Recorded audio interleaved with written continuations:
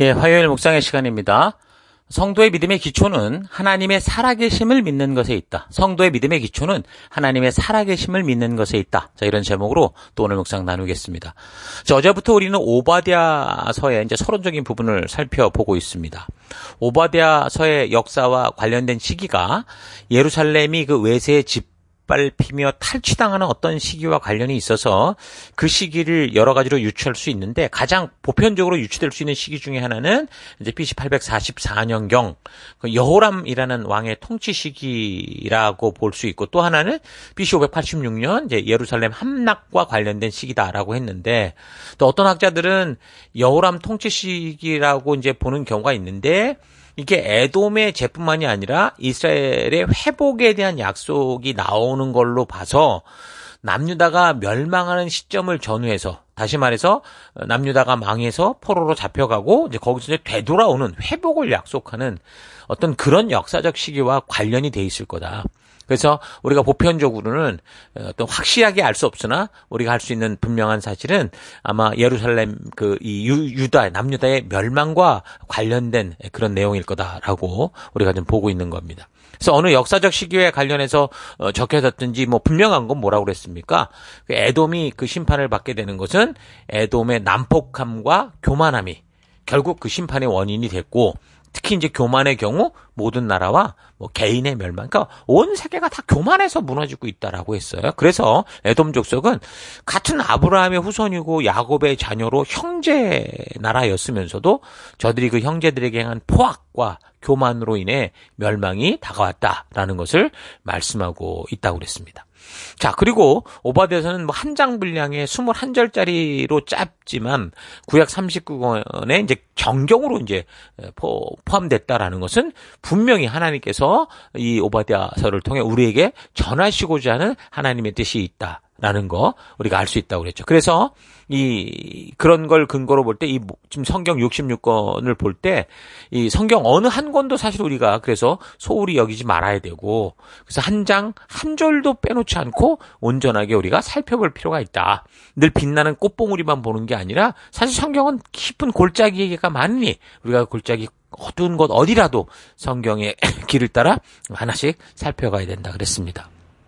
자, 그래서 성경이 하나님이 그 백성들에게 직접 주신 말씀이다라는 이 사실을 믿지 못하면 결국 우리의 믿음이 헛되다는 걸 잊지 마십시오. 그러니까 많은 사람들이 성경은 덮어놓고 무슨 체험과 경험과 이런 걸 갖고 가는데, 여러분 그런 걸로는 온전하게 전달될 수가 없어요. 직접 이 체험을 했던 사람도 그 말을 한 번 하고 두 번 하고 세 번 하고 하다 보면 말이 붙어요. 원래 정말 하나님 주셨던 그 만남이 바르게 전달되지 않는다는 거죠. 그래서 하나님은 이걸 아시기에 기록을 통해 하나님이 해오셨던 일들을 남기시게 했고, 그 남겨진 기록 중에 분명한 하나님의 마음을 전할 수 있는 것들을 이렇게 성경으로 모으셨고, 이런 모든 과정 속에 하나님의 어떤 간섭과 하나님의 역사가 있었다. 그걸 믿고, 그래서 성경을 믿는 사람만이, 그것만이 이 성경이 하나님이 주신, 분명한 하나님이 주신 성도를 향한 하나님의 마음이다. 그 하나님의 마음이 이 성경에 담겨졌다. 그래서 이 성경에 담긴 이 마음을 우리 마음에 심어야 된다. 라는 걸 믿는 게 바른 성도의 모습이다. 우리가 그랬습니다. 잘 기억하시고 이 성경을 소중히 여기는 우리가 되기를 바라요. 자, 그래서 계속해서 이제 오바댜서의 이제 서론적인 부분을 좀 더 살펴보면, 오바드야 이렇게 말하는데 이 의미는 뭐냐면 여호와를 경배하는 자, 여호와를 공경하는 자, 이런 뜻입니다. 근데 지금 구약 성경에 이 오바댜라는 이름을 검색해 보면 뭐 11명, 12명 정도가 나와요. 뭐 아하방의 국내 대신이었던 오바댜, 그 믿는 사람들 숨겨졌던 그 사람. 그러니까 많은 사람들이 이 사람이 저자일 거다 그런 얘기를 그래서 하기도 하는데, 근데 근거는 없습니다. 어쨌든 구약 성경에는 그렇게 11명, 12명의 오바댜의 이야기가 나오지만 사실 이 본서의 저자가 누군지는 정확히 매치가 되지 않습니다. 그러니까 분명한 건, 우리가 알아야 되는 건 그의 이름의 뜻처럼 오바댜라는 사람은 여호와를 경배하는 자였고 공경하는 자였다, 섬기는 자였다라는 거고, 또 남유다 멸망 시기에 등장했던 예레미야, 뭐 에스겔 선지자와 비슷한 시대의 인물이었을 것이다라고 우리가 볼 수 있습니다. 그래서 오바댜처럼 여호와를 바르게 섬기는 자가 되기 위해서 우리가 꼭 필요한 게 여호와를 경외하는 삶을 살아야 되는 거죠. 경외라는 말의 기독교 사전적 의미는 하나님과 관련해서 무서움과 공포로서가 아니라 하나님의 주권과 영광을 인정하는 자가 가지는 거룩한 두려움, 곧 경건한 공경심을 말하고 있습니다. 그러니까 일반 사전적 의미로는 인간의 능력이나 지각으로 모두 이해하거나 알 수 없는 대상을 마주했을 때, 또는 매우 충격적이고 압도적인 현상이나 대상을 목격했을 때 느끼는 두려움과 존경, 이렇게 말하죠. 자, 그러니까 경외한다는 말은 복잡하게 설명하지 않고 단순하게 말한다면 하나님이 지금 살아계신다, 나와 동행하신다라는 것을 믿고 있는 상태를 말하는 거예요. 하나님의 살아계심을 믿지 못한다면 결국 그래서 우리의 모든 믿음이 헛것이 되거나 종교화돼 버릴 뿐이라는 거죠. 그래서 성도들이 하나님의 살아계심을 믿기에 그 살아계신 하나님께서 그의 백성들에게 직접 주셨다고 하는 그 법도와 규례와 명령, 이 성경의 말씀의 가치를 따라 살아가는 게 바로 뭐예요? 하나님을 경외하는 삶인 거죠. 하나님이 이 책 속에, 이 성경 속에 당신의 뜻과 마음을 다 두고 명령과 법도와 규례를 두시고 이렇게 살자라고 했는데, 아니 이걸 보고 살지 않으면 그건 하나님을 우습게 여기는 거고, 이 말씀대로 사는 것이 그 하나님을 경외하는 삶이고 하나님을 존경하는 삶이고 존중하는 삶이고 그런 거죠. 신명기 10장 12절, 이스라엘아 지금 주 너희 하나님이 너희에게 원하는 게 뭔지 아냐? 주 너희 하나님을 경외하며 그 모든 길을 따르며 그를 사랑하며 마음을 다하고 정성을 다하여 주 너희 하나님을 섬기고 너희가 행복하게 살도록 내가 오늘 너희에게 명하는 주 너희 하나님의 명령과 규례를 지키는, 이게 아니겠냐? 이렇게 말씀합니다. 그러니까 하나님은 하나님의 전적인 은혜로 그 죽음에서 구원함을 얻어서 열방의 제사장 나라가 되고 하나님의 거룩한 백성으로 초대받아서 언약 자리에 나온 이 성도들에게 하나님이 직접 그 법도와 규례와 명령, 하나님 나라의 이 도를 가르쳤던 거죠. 그래서 항상 그 백성들이 그 말씀을 따라 살아감으로 하나님을 경외할 수 있도록, 그것이 하나님의 백성다운 삶인 것을 알게 하셨던 겁니다. 그래서 하나님께서는 이 중요함을 아시는 분이시니 그 시내산 언약을 맺으면서 주셨던 말씀을 나중에 이제 모세가 그 하나님의 부름받기 전에 그 신명기 이 모압 평지에서 다시 말하면서 뭐라고 그랬어? 적어도 7년에 한 번 모든 오고 오는 이 언약의 백성들 후손들에게 가르쳐라. 그 하나님 나라에 초대받은 모든 언약 백성들이 하나님을 그래서 경외하는 삶, 살아계심을 믿는 삶을 살게 해라 그랬던 거예요. 그래서 하나님 주신 법도와 규례와 명령을 배움으로 우리는 어떻게 하는 거예요? 그러니까 성경을 잘 배우고 우리가 성경을 통해 하나님의 마음을 만날 때 하나님을 경외하는 삶을 살아갈 수 있다라는 거죠. 그리고 이것을 가르칠 때는 이 백성의 남녀와 어린아이만이 아니라, 그러니까 이스라엘이라는 믿음의 백성만이 아니라 만약에 우리가 한 공동체 속에 산다면 그 공동체 안에서 살고 있는 외국 사람, 이방인, 그 누구라도 뭐예요? 이 말씀을 듣고 배워서 그 하나님을 경외하고 이 율법의 모든 말씀을 지켜갈 수 있게 해라. 그러니까 이 하나님의 나라의 법칙은 그런 거죠. 우리가 호주에 왔을 때 한국법을 가지고 여기서 살 수는 없어요. 호주법을 따라 살아가듯이 바로 그런 얘기를 하고 있는 겁니다. 그러니까 우리가 바르게 하나님을 경외하는 삶을 살기 위해서 반드시 하나님께서 시내산에 주셨던 이 법도와 규례와 명령을 통해서 하나님의 의도를 만나야 돼요. 하나님께서 이렇게 하나님 나라 백성답게 살아가는 길을 주시고자 했던 그 우리를 창조하신 창조주의 의도, 창조주의 마음, 하나님의 뜻을 바르게 알아야 되는 거죠. 그래서 구원 그 이후 우리 하나님의 법도와 규례와 명령을 바르게 알아 진정으로 여호와를 공경하는 사람들은요, 하나님의 살아계심을 확실히 믿는 사람들이고, 그래서 그 살아계신 하나님께서 공평과 정의로 이 어두운 땅 가운데 우리를 보내신 것을 알기 때문에 그들이 살아가는 세상의 환경과 상황이 어떠하든지 하나님을 탓하지 않아요. 비록 지금 눈앞에 악이 승승장구하는 것 같은 그런 때에도 낙심하지 않아요. 어두울수록 그들은 더 빛을 밝히는 존재가 되죠.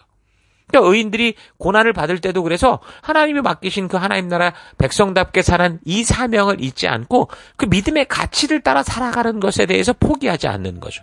그러다 보니 순교도 하게 되는 거고요. 그러니까 믿음으로 사는 자들은 환경과 상황이 믿음을 결정하는 게 아니고 하나님의 말씀을 통해 하나님을 경외함을 알게 되므로 이제 어떤 삶이 다가와도 주신 약속과 그 부르신 나의 정체성을 따라 살아가게 되는 겁니다. 사람들은 종종 하나님이 계시다면 왜 이 땅에 이런 일이 벌어지냐, 이런 질문을 하곤 합니다. 그래서 이제 악이 판을 치고 선한 것보다 악한 게 더 잘 되는 경우 하나님 없는 거 아니냐. 그러면서 자신도 다른 사람들처럼 그렇게 떳떳하게 악을 저지르고 그렇게 살죠. 그러면서 하나님 있으면 어떻게 해봐. 뭐 조롱까지 합니다. 마치 어떻게 보면 야곱처럼 또는 히스기야 왕처럼 뭔가 하나님께서 자신의 생각과 기대대로 움직여야 나의 하나님이 될 수 있는 자격을 주겠다. 이런 식으로 살고 있는 거죠. 야곱이 그랬잖아요. 하나님이 나를 안전하게 이곳에 돌아오게 하면 나의 하나님이 될 수 있다. 이런 식으로. 근데 그게 바로 타락한 인간의 모습인 거예요. 그 하나님을 자기 마음대로 조작하려는 거. 그런 태도로 살아가는 게 바로 우상숭배의 모습인 거죠.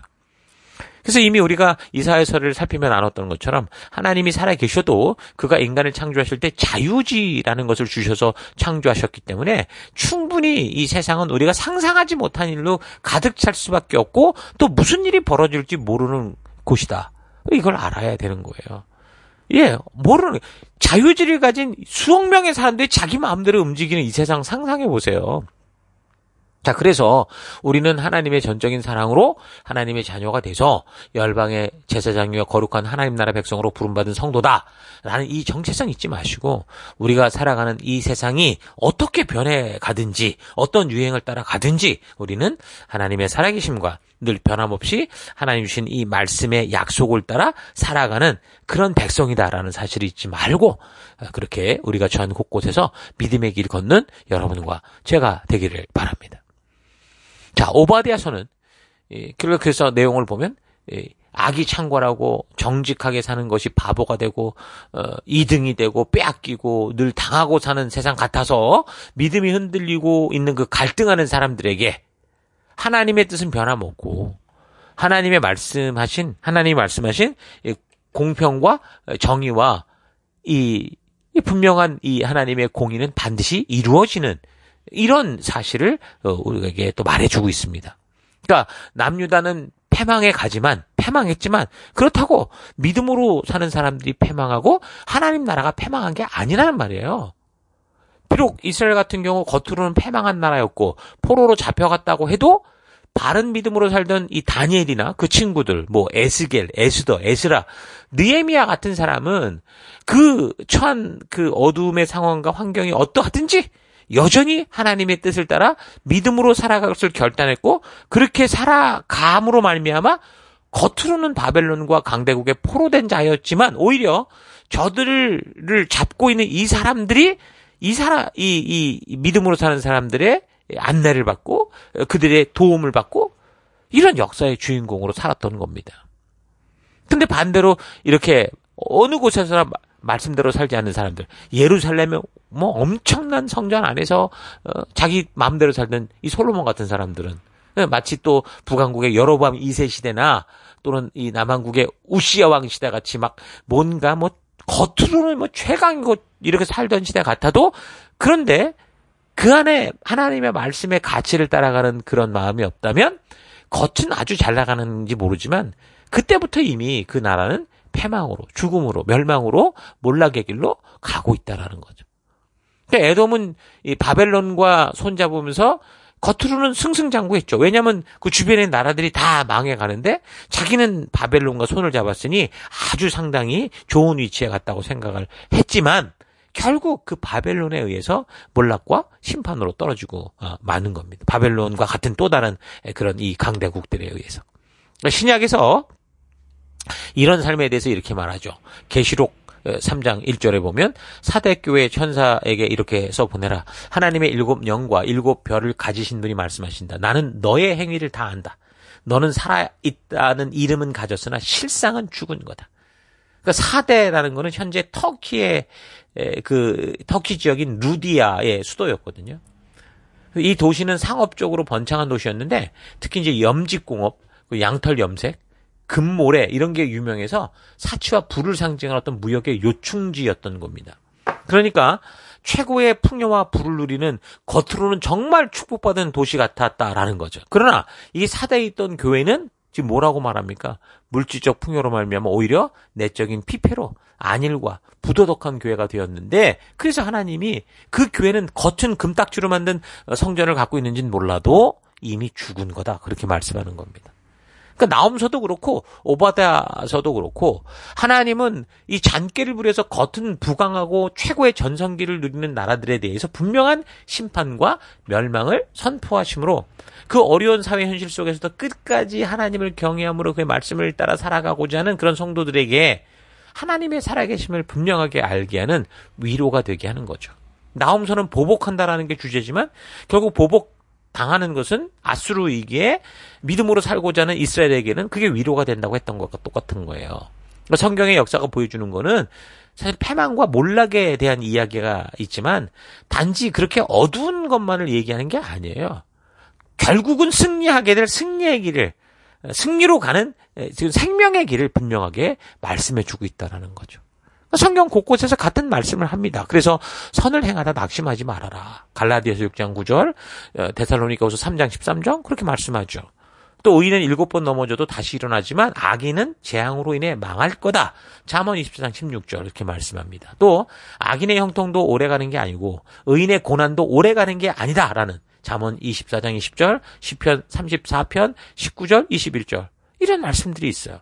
거기다가 예수님의 말씀대로라면 믿음대로 살다가 죽는 사람은 죽은 것도 아니라는 거예요. 죽어도 살았다 얘기를 합니다. 자, 그러니까 세상의 어두움과 겉으로 보이는 거짓된 화려함에 여러분 속지 마시고 하나님 나라 백성된 성도로서 어떤 상황과 환경이 우리에게 다가온다고 해도 오직 믿음으로 살아가는 우리가 되기를 바랍니다. 참으로 참된 믿음 가운데 살아가는 사람들에게 죽음도 소중하고 실패도 너무 귀한 하나님의 뜻을 향해 가는 길이 되는 거예요. 그러므로 이 세상을 살아가며 말씀대로 사는 것, 말씀의 가치를 따라 사는 것을 두려워하지 마시고 눈에 보이는 상황과 환경의 현상이 어떻다 하더라도 좌절하지 마시고 오직 믿음으로 끝까지 하나님의 말씀의 가치를 따라 여호와를 경외하는 그런 마음으로 믿음의 길을 걷는 여러분 되기를 축원합니다. 오베다와 관련된 역사적 배경을 살피면서 어제 잠깐 얘기를 했지만 에돔과 이스라엘에 관련된 역사를 통해 서로 반목하게 되는 그 결국 역사적 상황을 좀 정리를 해보면 원래 에돔은 야곱의 쌍둥이 형제였던 에서의 자손들이기 때문에 따지고 보면 전부 아브라함의 후손들이에요. 그들은 이제 야곱의 12아들들이 그 이집트로 결국 내려가기 또 전에 우리가 이미 역사를 통해 아는 것처럼 사해 밑쪽의 세일 산지에 정착해서 살았죠. 자, 그래서 에돔은 이스라엘이 출애굽할 때 이미 그 한 왕 아래서 훌륭한 어떤 국가적 기반을 그 세일 산지에서 다 쌓고 있었던 거예요. 자, 근데 그들은 가나안 정복 시대와 사사 시대를 거치면서 가나안 정복 시대에는 이스라엘 사람들을 자기 영토로 통과하지도 못하게 그렇게 적극적으로 방해를 하는 그런 삶으로 삐뚤어졌죠. 그때 이제 이스라엘 족속들은 불황자였기 때문에 그들이 그런 횡포에 그냥 당할 수밖에 없는 그런 입장이었는데 이스라엘 통일 왕조 시대에 접어들면서 이제 이스라엘이 이제 가나안에 정착을 하고 어떻게 돼요? 어느 정도 국가 체제가 완비되는 그런 단계에 들어설 때는 에돔 족속에 대해 이제 적극적으로 이제 이스라엘 족속들도 대처를 하죠. 그래서 이스라엘의 그 첫 왕이었던 사울 같은 경우 왕이 되고 나서 이스라엘 변방의 이민족들과 싸우게 되는데 그때 이제 에돔을 비롯한 모압, 암몬 족속들을 쳐부수는 그런 이야기들이 사무엘상 14장에 나오죠. 그리고 이제 비로소 이제 다윗 때에 에돔을 처음으로 정복을 합니다. 이제 그 완전히 이제 그곳에 이제 수비대를 세워놓고 이제 완전히 자기 땅으로 삼은 거죠. 다윗의 군대 장군 요압 같은 경우는 6개월 동안 에돔 지역에 머물면서 에돔의 남자들을 다 진멸할 때까지 에돔 족속을 죽였다. 그래서 에돔에게 혹독한 패배를 안겨줬다. 이 열왕기상 11장에 보면 얘기가 나오거든요. 사울에 이어서 다윗의 그 에돔 정벌은 결국 솔로몬 시대의 번영의 일익을 담당하죠. 그 밑에 땅들이 전부 이스라엘 땅이 되니까 이제 이 무역의 범위가 굉장히 넓혀져 갖고. 왜냐하면 이제 이 원수 같은 나라들을 정벌을 하고 나니까 아랍 쪽에서 오는 그 물자들이 다 이렇게 들어오는데 장애를 받지 않았잖아요. 에돔의 광산에서는 대규모 이제 광물을 막 공급받기도 하고 그런 일들이 있었던 겁니다. 근데 이스라엘의 에돔 지배는 분열 왕국이 될 때도 계속 지속되고 있었는데 여호사밧 시대에 와서는 에돔의 왕이 없었어요. 그래서 이제 이스라엘의 섭정 왕에 의해서 그 땅을 계속 다스렸고 근데 후기에는 에돔 족속 중에서 이제 섭점 왕이 이제 임명되기도 했어요. 그러니까 이 유다 족속이 직접 다스리기도 하고 그들 중에 누구를 세워서 하기도 하고. 왜냐하면 열왕기하 3장을 참고하면 모압에 대한 원정 기사에서 에돔 왕에 대한 얘기가 나오는 걸 보면 그걸 알 수 있겠죠. 그러나 이렇게 했던 이런 정책은 이스라엘에게 불행을 초래합니다. 사실상 솔로몬이 우상숭배에 빠지기 시작하면서 그 죄악의 결과들로 인해 이게 쌓여서 일어나는 일들인데 솔로몬 시대 이래로 계속된 그 하닷 대 반란, 그거는 급기야 이제 여호람 시대에 이르러서는 결국 반란이 완전히 일어나면서 유다 자손의 손에서 완전히 벗어나고 자기들끼리 왕을 세우는 그런 상황. 이 열왕기하 8장의 얘기입니다. 그러니까 여호람은 여호사밧의 아들이잖아요. 근데 이 아달랴, 이 아합의 딸과 결혼을 해서 바알 우상숭배에 빠졌던 왕을 말해야 하는데, 이제 아마 그런 시기에 이 징벌로서, 이제 이 징계로서, 이제 결국은 에돔 같은 족속들이 독립해 나가는. 그래서 이제 독립국가로 살면서 한 5, 60년간 그렇게 이제 에돔이 살게 되죠. 그런데 이제 그 후에 이제 아마샤 같은 왕에 의해서 또다시 정복당해서 에돔이 이제 독립국가로 살아가던 그런 시대가 끝이 나고 또 유다에 또 복속이 돼요. 또한 아마샤의 후계자 아사랴가 이제 엘라까지 정복을 하면서 에돔을 또 한 차례 이제 완전히 정복을 하기도 합니다. 자, 그러나 이 악했던 왕 남유다의 아하스 왕 통치 시대에는 어떤 일이 벌어졌느냐? 결국 에돔이 독립해 나가요. 그러니까 이게 결국은 한 나라의 독립과 어떤 이런 일들은 이 백성들이 하나님의 언약 백성들이 말씀대로 사느냐 그렇지 않느냐에 달려있는 거예요. 얼마나 잘 싸우냐가 문제가 아니라는 거죠. 더욱이 에돔은 BC 735년경에 아수르의 그 디글랏빌레셀 3세에게 결국은 복종을 맹세하면서 나라의 독립은 유보적인 것이었지만 비교적 다양한 외교적 동맹을 맺으면서 그렇게 또 100년 동안을 지내왔던 겁니다. 그 후에도 에돔은 아수르의 속국으로 있다가 BC 604년에 또 새롭게 그 메소포타미아의 주인으로 등장하는 바벨론에 의해 또 이제 귀속되게 되죠. 에돔의 역사는 BC 13세기 18에서 8세기 동안 최대의 번영을 누렸다고 보면 돼요. 그 후에 이제 독립시대에는 이스라엘과 반목으로 또 그렇지 않으면 다른 나라의 속국으로 그렇게 지냈던 거예요. 그러니까 처음에 이제 이 에서가 처음에 그 나라를 세워갈 때 그때부터 이제 조금 좀 한 400년간 뭐 이렇게 하다가 그 이후로 이제 그냥 유다에게 당하거나 아니면 다른 나라에 뺏기거나 이런 삶이었죠. 그러다가 에돔이 BC 586년, 그러니까 바벨론이 이스라엘 남유다를 멸망시킬 때 어떤 짓을 했느냐? 바벨론에 합세를 하죠. 그래서 같은 형제인데도 이제 결국은 원수 같았던 유다를 쳐서 파멸시키는 그 일에 이 에돔이 앞장서서 이제 동참을 합니다. 그리고 이제 유다 백성들이 바벨론으로 끌려간 후에는 이 에돔 족속들이 북쪽으로 이동해서 그 유다 남부의 중요 도시였던 헤브론을 자기들 수도로 정해요.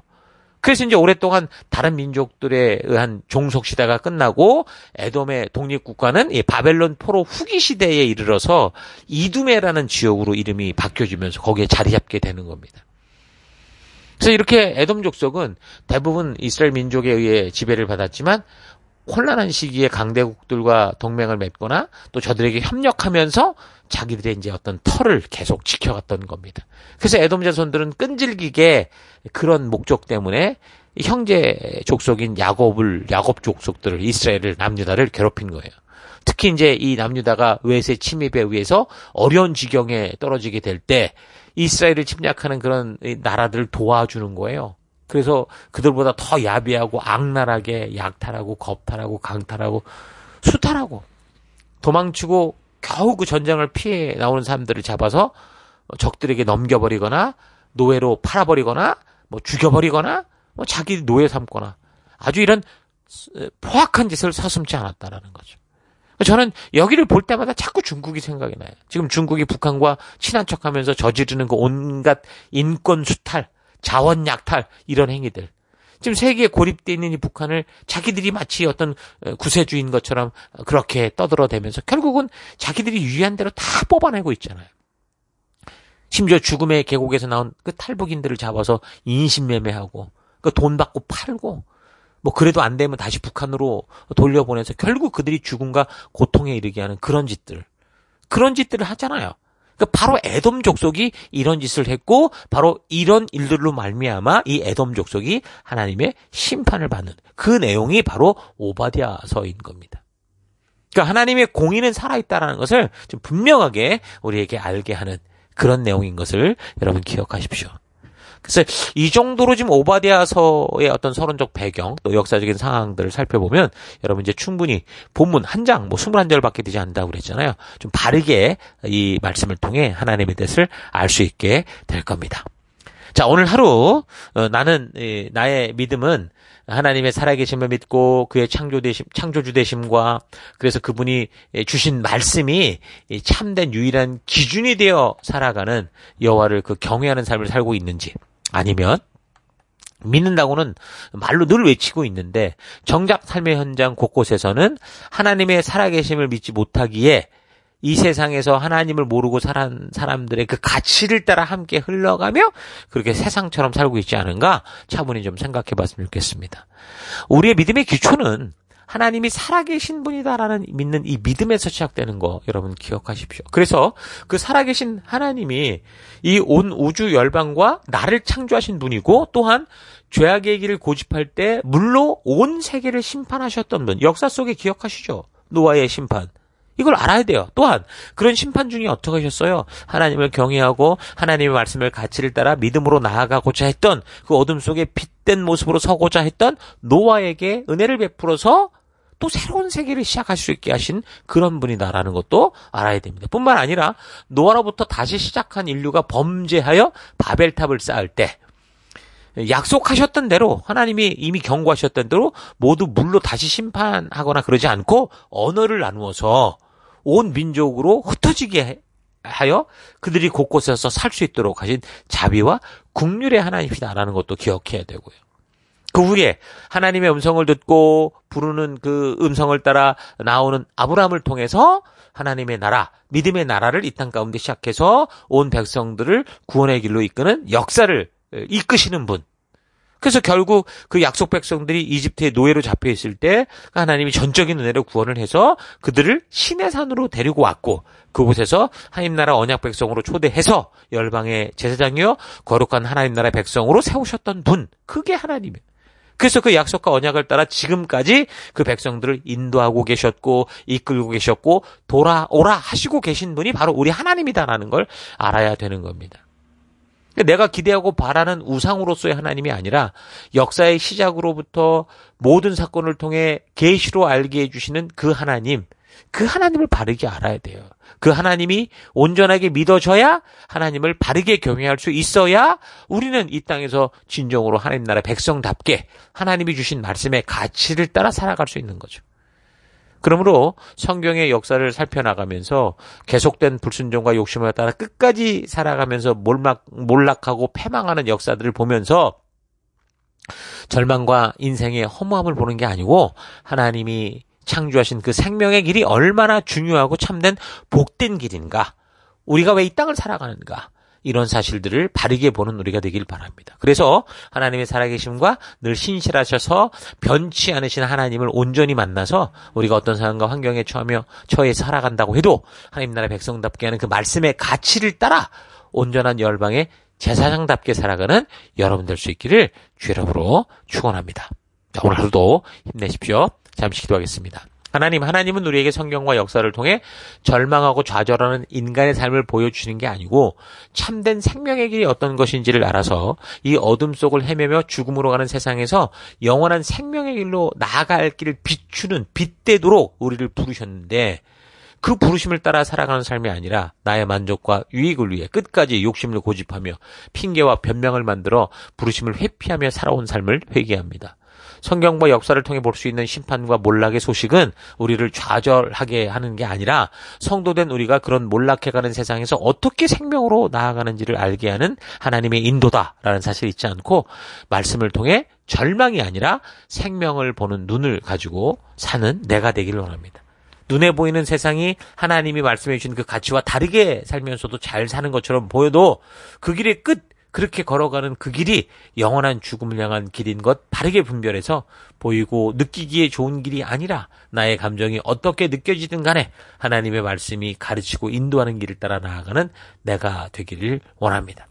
하나님, 그렇게 성도의 믿음의 기초는 하나님의 살아계심을 믿는 것, 그리고 이 성경에 그의 말씀인 것을 있는 것, 여기서부터 시작된다는 걸 잊지 않고 오늘 하루도 우리 하나님을 믿으며 또 이 성경의 가치를 따라 살아가는 그런 하루가 되기를 결단하며 감사드리고 예수님 이름으로 기도했습니다. 아멘.